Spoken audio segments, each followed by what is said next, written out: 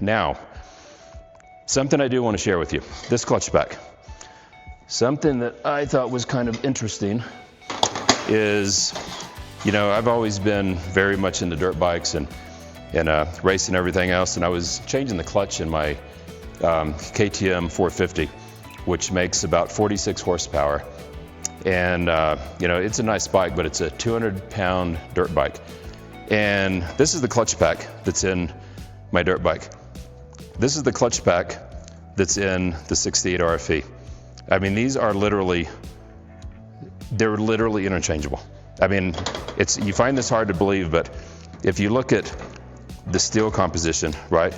I mean, these things are literally interchangeable. They're the same thing. 68 RFE, dirt bike. So this was designed originally for 235 horsepower. And when Cummins stopped putting the 68 behind the Cummins, we were upwards of, close to 400 horsepower and 1,000 foot-pounds of torque.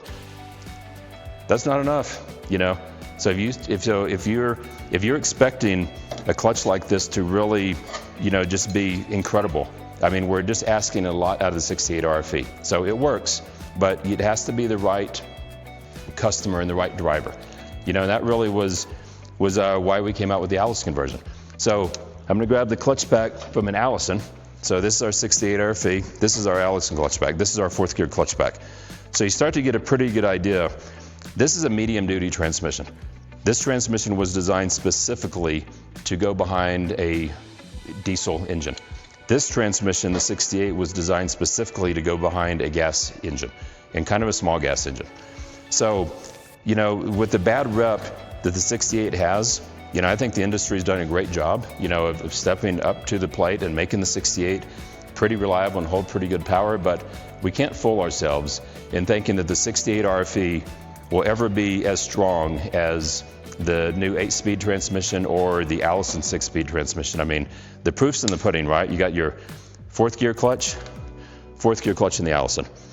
And really, just to elaborate on this a little bit more, kind of the way these clutches work, right? If you think about how this works, the force is limited to how much mu value you have, how much traction you have between the friction and the steel, right? Squeezing together.